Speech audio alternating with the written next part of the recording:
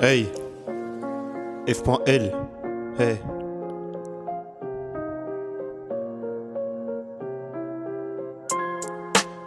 J'ai grandi avec cette impression d'être le trop.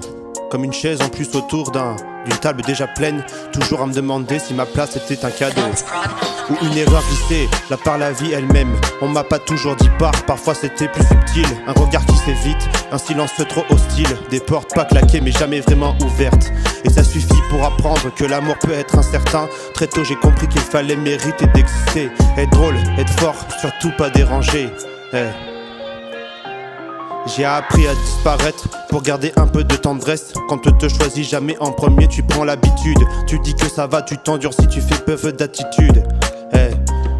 Mais au fond chaque absence devient une épreuve que t'es remplaçable, optionnel, facile à perdre. La blessure de rejet ça fait pas toujours du bruit. C'est pas un gif, c'est une chaise vide dans la nuit.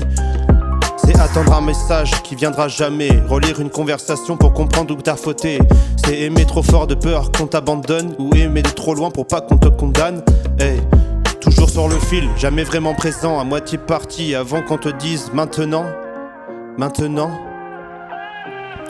Écoute. J'ai confondu l'amour avec la performance. Pensais que plaire c'était survivre, que l'erreur c'était se tense. Alors j'ai donné plus que j'avais jusqu'à m'oublier, en espérant qu'en me vidant quelqu'un allait rester. Mais plus tu nies, plus on te voit flou, et le rejet revient sous d'autres visages partout. Dans les relations, les amitiés, les promesses en l'air, toujours cette impression d'être toléré, jamais nécessaire.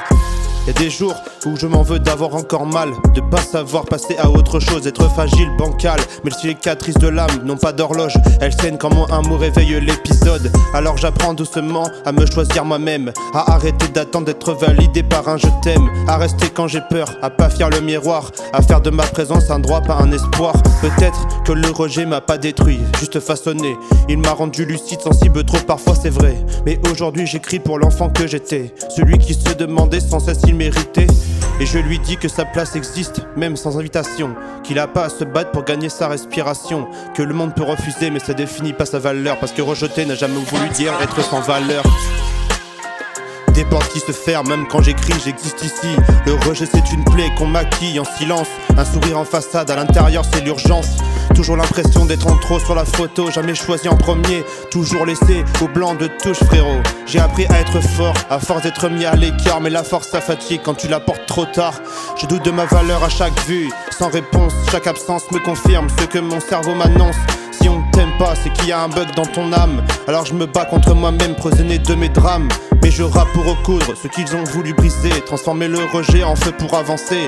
S'ils m'ont pas choisi hier, aujourd'hui je me choisis, parce que même rejeté, je suis encore en vie, ouais.